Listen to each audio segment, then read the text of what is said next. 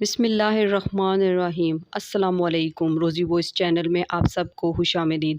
آج میں آپ کے لیے ایک بہت ہی اچھی اور دلچسپ کہانی لے کر آئی ہوں۔ کہانی شروع کرنے سے پہلے آپ سب سے گزارش ہے کہ آپ نے اگر ابھی تک میرے چینل کو سبسکرائب نہیں کیا تو برائے مہربانی میرے چینل کو سبسکرائب کیجیے اور ساتھ ہی جو بیل آئیکن ہے اس کو بھی کلک کیجیے تاکہ ہر نئی آنے والی ویڈیو آپ تک آسانی سے پہنچ سکے۔ میری شادی سہیل سے ہوئی تو لگنے لگا جیسے میں دنیا کی خوش قسمت ترین لڑکی ہوں، کیونکہ وہ بہت ہی اچھا اور ہمدرد شوہر تھا۔ شادی کے ایک ہفتے میں ہی اس نے مجھے بہت متاثر کر دیا تھا۔ یہ بات میں وثوق سے کہہ سکتی تھی کہ سہیل کے سنگ میری زندگی بہت اچھی گزرنے والی ہے۔ سہیل کو آفس سے 2 ہفتوں کی ہی چھٹیاں ملی تھی۔ ایک ہفتہ شادی کی تقریبات میں گزر گیا اور دوسرا ہفتہ تو ایسے پر لگا کر گزرا کہ کچھ پتہ ہی نہ چلا۔ کل سے سہیل کی آفس میں جوائننگ تھی، اس لیے وہ بولے اقرا میں تمہیں مارکیٹ لے چلتا ہوں، جس چیز کی بھی تمہیں ضرورت ہوئی لے لینا۔ میں خوشی خوشی راضی ہو گئی کیونکہ مجھے کچھ چیزوں کی اشد ضرورت تھی۔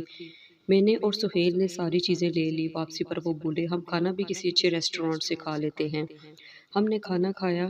واپسی پر ہمیں کافی دیر ہو چکی تھی۔ ہم اپنی گاڑی تک جانے لگے تو ایک تیز رفتار وین ہمارے پاس سے گزری تھی۔ وہ وین دیکھ کر میرا اوپر کا سانس اوپر اور نیچے کا نیچے رہ گیا۔ میں خوفزدہ ہو چکی تھی۔ میں نے ہڑبڑاہٹ میں جلدی سے گاڑی کا دروازہ کھولا اور اس میں بیٹھ گئی۔ سہیل بھی میرے پاس آ کر بیٹھ چکے تھے۔ وہ بولے کیا بات ہے اقرا، تم وین کو دیکھ کر گھبرا کیوں گئی ہو؟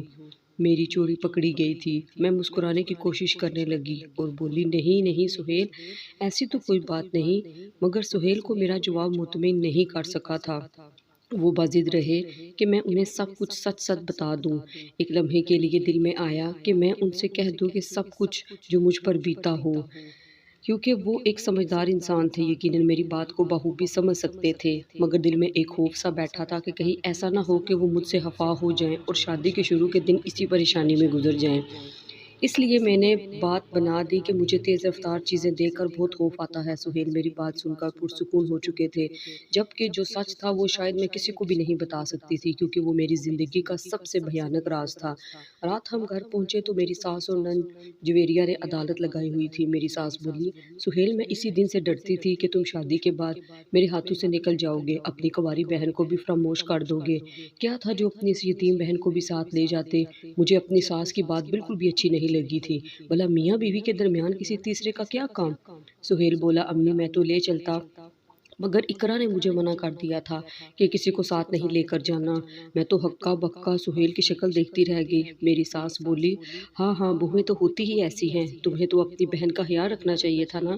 سہیل جھٹ سے بولا جی جی امی آئندہ خیال رکھوں گا۔ میری ساس اور نند کے چہرے پر میرے لیے بیزاری ہی بیزاری تھی، اس لیے میں وہاں پر مزید رک نہ سکی اور اپنے کمرے میں آ گئی۔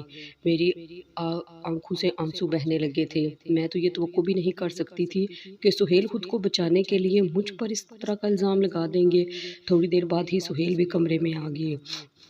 وہ بولے کیا بات ہے اقرا، کیوں رو رہی ہو؟ میں بولی سہیل میں آپ سے اس قسم کی حرکت کی توقع نہیں کر سکتی تھی، آپ نے کس طرح سے جھوٹ بول کر مجھے آنٹی کی نظروں میں گرا دیا۔ سہیل میری بات سن کر ہنسنے لگے اور بولے ارے پگلی اس بات پر کیوں رو رہی ہو؟ دراصل بات یہ ہے کہ میں اپنی والدہ اور بہن کا واحد سہارا ہوں، وہ چاہتی ہیں کہ میں بس ان کا ہو کر رہوں، وہ کسی کے ساتھ شراکت داری قبول نہیں کر سکتی۔ اگر میں کہہ دیتا کہ میں خود اقرا کو لے کر گیا تھا تو یقیناً وہ گھر میں طوفان کھڑا کر دیتی۔ میں نے تمہارا نام لے لیا تو دیکھا نا دونوں نے اپنے منہ سے ایک لفظ نہیں نکالا۔ میں نے تمہارا نام گھر میں امن رکھنے کے لیے لیا تھا، تم ذرا ذرا سی بات پر کیوں اداس ہو جاتی ہو؟ مجھے سہیل کی بات بالکل بھی پسند نہیں آئی تھی، جو بھی تھا اسے مرد بن کر حالات کا مقابلہ کرنا چاہیے تھا۔ یہ کیا بات ہوئی کہ اس نے مجھ پر ہی الزام دھر دیا؟ خیر سہیل نے مجھ سے معافی مانگی تو میں نے اس کی دوسری اچھائیاں یاد کر کے اسے معاف کر دیا تھا۔ اب میں اتنی بھی کم ظرف نہیں تھی کہ ایک ہی بات کو لے کر روتی پیٹتی رہتی۔ میں نے نوٹس کیا تھا کہ میری ساس اور نند اس دن کے واقعے کے بعد مجھ سے کھینچی کھینچی سی رہنے لگی تھی۔ میں ہی اس سرد مہری کی دیوار کو گرانے کے لیے ان کے آگے پیچھے ہو رہی تھی۔ میں نے واشنگ مشین لگا کر سارے گھر کے کپڑے دھو ڈالے تھے۔ چھت پر کپڑے ڈالنے گئی تو مجھے محسوس ہوا جیسے کوئی مجھ پر نظر رکھے ہوئے ہے۔ میں بہت گھبرا گئی تھی، ادھر ادھر دیکھا تو مجھے کوئی بھی نظر نہیں آیا۔ اگر یہ سب میرے ساتھ پہلی دفعہ ہوا ہوتا تو یقیناً میں اس بات کا اپنے وہم مان کر نظر انداز کر دیتی، مگر ایسا میرے ساتھ چوتھی یا پانچویں بار ہو رہا تھا۔ مجھے لگا کہ کوئی ہے جو ہمارے اس گھر پر نظر رکھے ہوئے ہے۔ یہ بات کافی پریشان کن تھی، اس لیے میں نے اپنی ساس کے ساتھ تذکرہ کیا۔ میں بولی، آنٹی، کچھ دنوں سے مجھے محسوس ہو رہا ہے کہ کوئی ہمارے گھر میں تانگ جھانک کر رہا ہے۔ میری ساس میری بات سن کر ہنس دی تھی۔ وہ بولی، بیٹا، وہم کا کوئی علاج نہیں ہے، ایسا کچھ بھی نہیں ہے۔ میں نے سوچا کہ شاید واقعی ہی مجھے ہی وہم ہوا ہو، اس لیے اس بات کو بھول کر کھانا بنانے لگی تھی۔ میں نے سہیل کی پسندیدہ بریانی بنائی تھی۔ اب میں بے صبری سے انتظار کر رہی تھی کہ وہ کب گھر آئیں گے اور میں انہیں بریانی پیش کروں۔ شام کو 6 بجے کے قریب وہ گھر آئے تو معلوم کے مطابق سب سے پہلے اپنی والدہ کے کمرے میں انہیں سلام کرنے کے لیے چلے گئے تھے۔ میں ان کا انتظار کرنے لگی، تب ہی وہ غصے سے تن فن کرتے ہوئے میرے پاس آئے اور بولے، تم نے میری والدہ سے کیا کہا ہے؟ میں ہکا بکا کھڑی ان کا چہرہ دیکھنے لگی کہ میں تو کچھ بولی ہی نہیں۔ تب ہی میری ساس بھی اپنے کمرے سے نکل کر صحن میں آ گئی۔ وہ بولی، جھوٹ کیوں بول رہی ہو؟ سچ سچ کہو نا کہ تم میری 7 پردوں میں پلی بیٹی پر الزام لگایا ہے۔ میں نہ سمجھی سے ان کو دیکھنے لگی تھی، کیونکہ میں نے تو جویریہ پر کوئی الزام نہیں لگایا تھا۔ وہ بولی، کیا تم نے نہیں کہا تھا کہ کوئی غیر مرد میری بیٹی کے لیے گھر میں تانگ جھانکا رہا ہے؟ میں تب سمجھی کہ انہوں نے کہاں کی بات کو کہاں پر جوڑ دیا تھا۔ میں بولی، امی، میری بات کا وہ مطلب نہیں تھا۔ میرے منہ سے ابھی یہ الفاظ ادا ہی ہوئے تھے کہ سہیل نے میرے منہ پر تھپڑ دے مارا تھا۔ وہ بولا، تم نے ایسے الفاظ استعمال ہی کیوں کیے کہ بعد میں تمہیں اپنی صفائیاں دینا پڑی؟ میں منہ پر ہاتھ رکھ کر کھڑی بے یقینی سے اپنے شوہر کی جانب دیکھ رہی تھی۔ اس نے کس طرح مجھے اپنے گھر والوں کے سامنے پیٹ ڈالا تھا۔ میں بھاگتی ہوئی اپنے کمرے میں آ گئی اور آ کر زاروں قطار رونے لگی۔ اتنے میں میرا شوہر، جب 11 بجے کا وقت ہوا تو وہ کمرے میں آیا اور کہنے لگا کہ اقرا، میں جانتا ہوں کہ تم بے گناہ ہو، اور اس نے میری آنکھوں سے آنسو صاف کیے، اور اس نے یہ بھی کہا کہ میں یہ امی کے سامنے یہ تو نہیں کہہ سکتا تھا نا کہ سارا قصور آپ کا ہے، میری بیوی بے قصور ہے۔ دیکھو، میں تم سے بہت محبت کرتا ہوں، میں نے یہ جو کچھ بھی کیا اپنی ماں کے ہاتھوں مجبور ہو کر کیا، لیکن میں نے اس سے کوئی بات نہ کی اور کروٹ بدل کر میں سو گئی۔ جب صبح ہوئی تو میں اس کے جانے کا انتظار کرنے لگی۔ جب میرا شوہر چلا گیا تو اس وقت میں اٹھ کر کمرے سے باہر گئی۔ جب میں باہر گئی تو میری ساس اور نند مجھے ایسے گھور کر دیکھ رہی تھی کہ میرا دل ہی نہیں کیا کہ میں ان سے کوئی بات کروں، اور میں واپس اپنے کمرے میں چلی گئی۔ اتنے میں جب میں نے دیکھا تو 2 بجے کا ٹائم تھا، تو میرا شوہر دفتر سے جلدی واپس آ گیا تھا اور اس کے ساتھ ایک عورت بھی تھی۔ میں حیرانگی سے اس کی طرف دیکھ رہی تھی۔ اتنے میں وہ میرے پاس آیا اور میرا ہاتھ پکڑ لیا اور بولا، اقرا، یہ میں تمہارے لیے ہیلپر لے کر آیا ہوں۔ میں نہیں چاہتا کہ تم گھر کے کام کاج کرو، میں تمہیں یہاں پر اب بیاہ کر اپنی دلہن بنا کے لائی ہوں، نہ کہ اس گھر کی نوکرانی بنا کر۔ ابھی یہی کہنا تھا کہ میں اس کی طرف دیکھنے شروع ہو گئی۔ اب میرا دل اتنا بھی پتھر دل نہیں تھا کہ میں اس کے اس بات کو سن کر بھی میرا دل نہ پگھلتا، بلکہ میں اس کی باتوں میں آ گئی اور میں ہنس کر اس کی طرف دیکھنے لگی۔ سے تمہاری مالکن یہ ہے، یہ آپ کو تنہا بھی دے گی۔ سہیل نے مجھے بہت مان دے دیا تھا کہ ایک دم سے میرا دل پگھل گیا تھا۔ اب میں ساری بات سمجھ چکی تھی کہ میرا شوہر بذات خود برا انسان نہیں ہے، بلکہ وہ اپنی والدہ اور بہن کے ہاتھوں کٹ پتلی بن جاتا ہے۔ میں سوچنے لگی کہ جب میری نند کی شادی ہو جائے گی تو پھر ہی میرے گھر میں سکون ہوگا، کیونکہ تب میری ساس اور میں ہی تو گھر میں ہوں گے اور وہ مجھ سے ہی بنا کر رکھیں گی۔ سہیل کمرے سے باہر نکلے تو جویریہ میرے کمرے میں آ گئی۔ وہ زاروں قطار رو رہی تھی۔ اس کو ایسے روتا دیکھ کر میں گھبرا گئی کہ نہ جانے سب اب مجھ پر کون سا الزام لگنے والا ہے۔ تب ہی جویریہ نے میرے سامنے ہاتھ جوڑ دیے اور بولی، بھابی، خدا کے واسطے مجھے معاف کر دیں۔ کل جو کچھ بھی ہمارے گھر میں ہوا ہے، اس بات کا تذکرہ آپ اپنے بھائی یوسف سے مت کیجیے گا۔ میں تو جویریہ کی بات سن کر ہی حیران رہ گئی تھی۔ بھلا یہ کیا بات ہوئی؟ اسے یوسف سے کس بات کا ڈر؟ خیر، وہ میری بات سنے بغیر ہی اٹھ کر چلی گئی تھی۔ اگلے ہی دن یوسف ہمارے گھر میں آیا تھا۔ وہ بہت خوش تھا، جبکہ جویریہ کے تو پاؤں ہی زمین پر نہیں ٹک رہے تھے۔ وہ بھاگ بھاگ کر مزے مزے کی ڈشز بنا رہی تھی۔ یوں تو کبھی اس نے کچن میں بھی جھانک کر نہیں دیکھا تھا۔ میں سب سمجھ چکی تھی کہ دال میں کچھ واقعی کالا ہے۔ اگلے دن یوسف کی کال آئی تو وہ بولا، باجی، آپ سے ایک بہت ضروری بات کرنی ہے۔ آپ مجھے یہ بتائیں کہ آپ کی نند جویریہ کیسی ہے؟ میں سب سمجھ گئی تھی کہ وہ یہ سوال کیوں کر رہا ہے۔ میں بولی، یوسف، میں تم سے کچھ نہیں چھپاؤں گی، کیونکہ تم میرے اکلوتے بھائی ہو۔ میں نہیں چاہتی کہ تم جذبات میں آپ آ کر کوئی غلط فیصلہ کر بیٹھو۔ دراصل میری ساس اور نند ایک نمبر کی فسادی عورتیں ہیں۔ میں جس دن سے بیاہ کر آئی ہوں، وہ بہانے سے میرے اور سہیل کے درمیان پھوٹ ڈلوانے کی کوشش کرتی رہتی ہیں۔ یوسف میری بات سن کر ہنس دیا اور بولا، باجی، میں جانتا ہوں کہ سب عورتوں کو اپنی نندوں سے نفرت ہی ہوتی ہے، اس میں آپ کا بھی کوئی قصور نہیں ہے۔ اتنا کہہ کہہ کر اس نے فون بند کر دیا تھا۔ اب میں سمجھی کہ جویریہ یہ سارا سارا دن فون کان سے لگا کر کیوں رکھتی ہے۔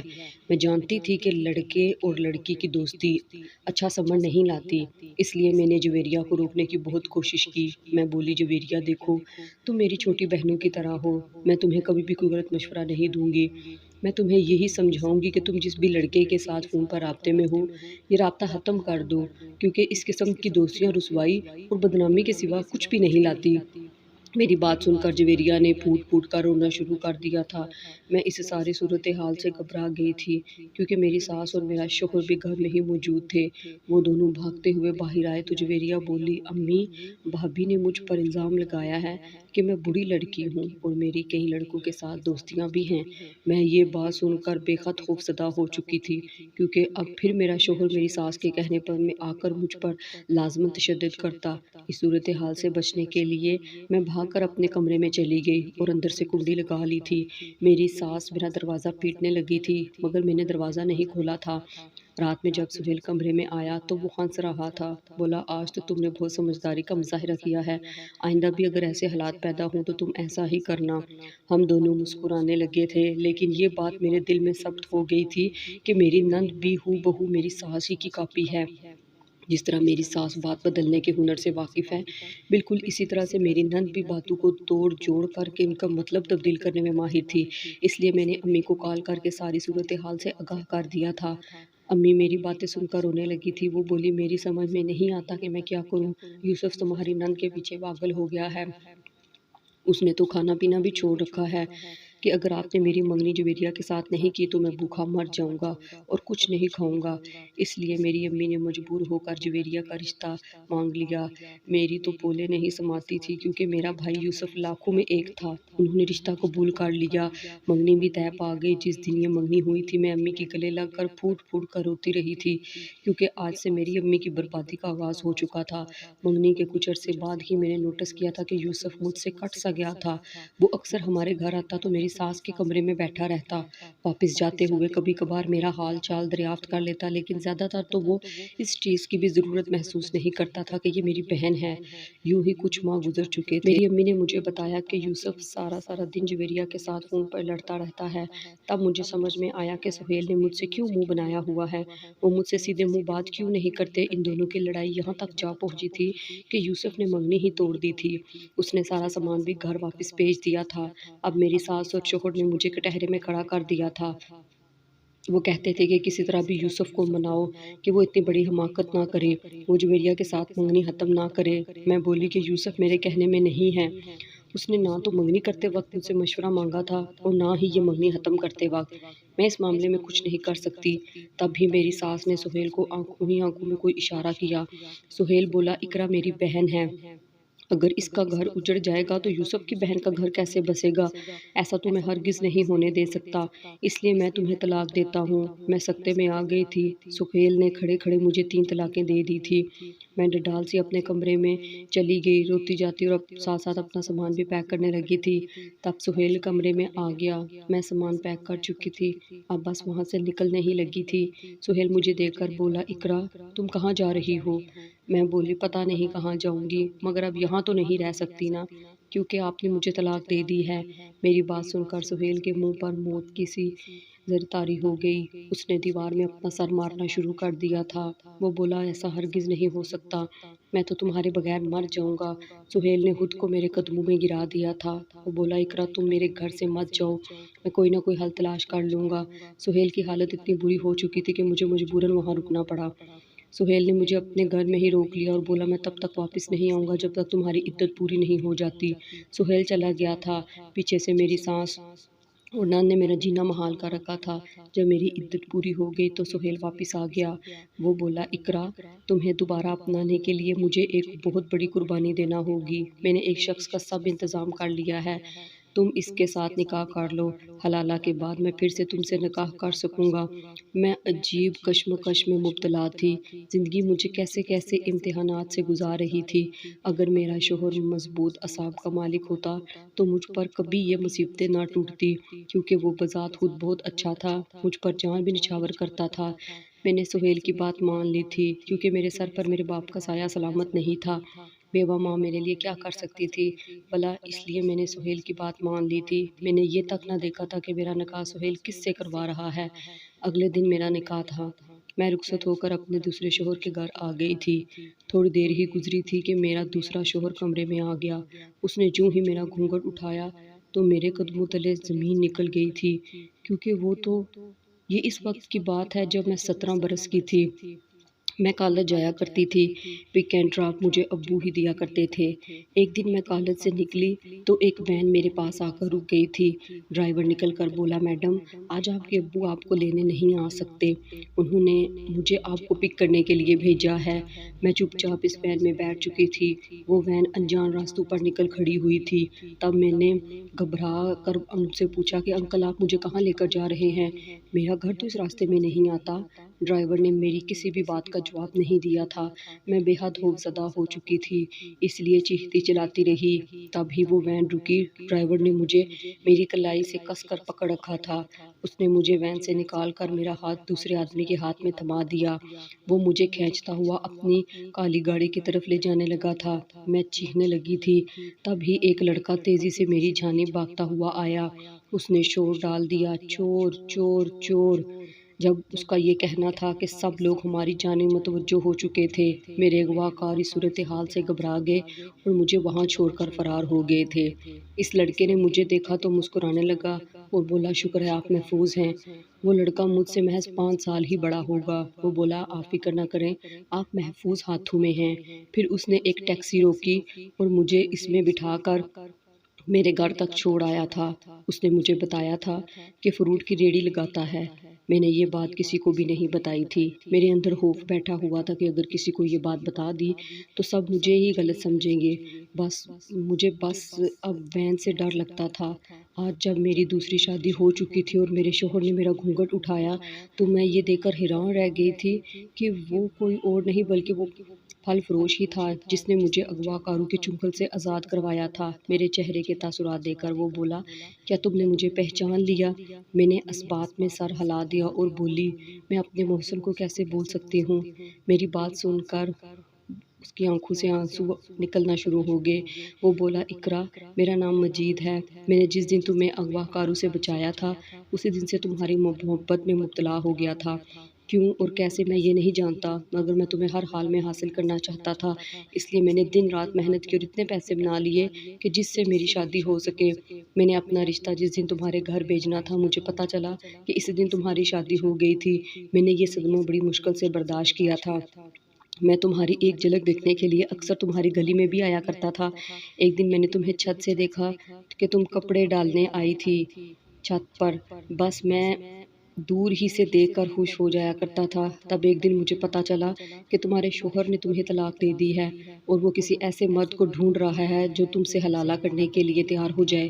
یہ بات سن کر میں خوشی سے جھوم اٹھا تھا اور تمہارے شوہر سے کہہ دیا کہ میں حلالہ کرنے کو تیار ہوں، کیونکہ یہ چند دن کو میں تمہارے ساتھ بتاؤں گا یہی میری زندگی کی جمع پونجی بن جائیں گے۔